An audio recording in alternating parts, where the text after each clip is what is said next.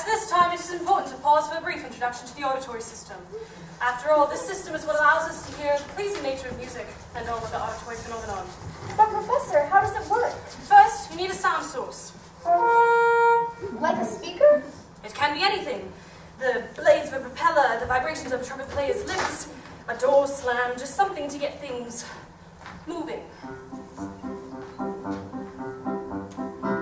There's a source of a sound like a stomp on the ground. Something moves and it bumps into the air.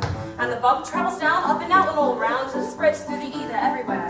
And it may hit a wall at the end of the hall as it bounces off of everything that's near it, till it bounces in the ear of the person standing near, which allows that standing person there to hear it. Ah! Okay, let me see if I have this right.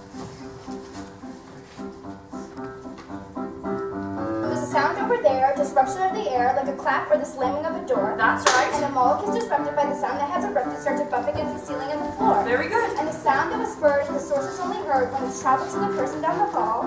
If the movements of the air hadn't carried it to there, Then he wouldn't have it anything at all. Excellent. There's nothing to transmit vibration and the sound cannot travel. That is why you can't have a rock concert in outer space. Ha! But Professor, what about a sound that lasts longer, like a musical note? Well, that's a bit more complicated. Let's take the case of a vibrating string. When a string has been strung upon a violin, it starts to vibrate in a manner to and fro. With the simple activation of this musical vibration, there's a steady wave of sound that starts to flow. And the wave that started here travels to the inner ear till it reaches all the cilia inside. It's the way the wave's behaving, it's the frequency of waving that determines if the note is low or high.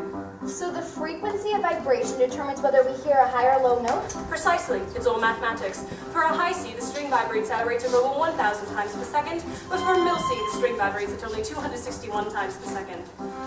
You're not squeamish, are you? No, why? Because for this last part, we must enter the auditory canal.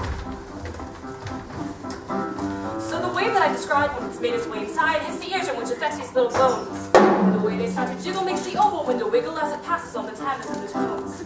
There's a place inside the ear called the cochlea. It's here, and it's shaped like a tiny little snail. There are chambers deep inside where the tiny hairs reside. These are cilia, they're vital, but they're frail. Each band of cilia respond to a different frequency. These frequencies send important messages to the brain, letting us know what pitch we are hearing. For example, these cilia over here might respond to higher frequencies, while these might respond to lower frequencies. Sometimes you have multiple notes at the same time. Of course, if the notes are too close together, the cilia can get confused. But basically, that's how it all works. Okay, I get it. Then let's take it from the top. The sound that begins, such as on a violin, and the air begins to vibrate all around. And it travels to the ear where it enters into here, and the eardrum is bombarded by the sound. And the little bones that jiggle make the oval window wiggle, and the cochlea with tiny hairs inside.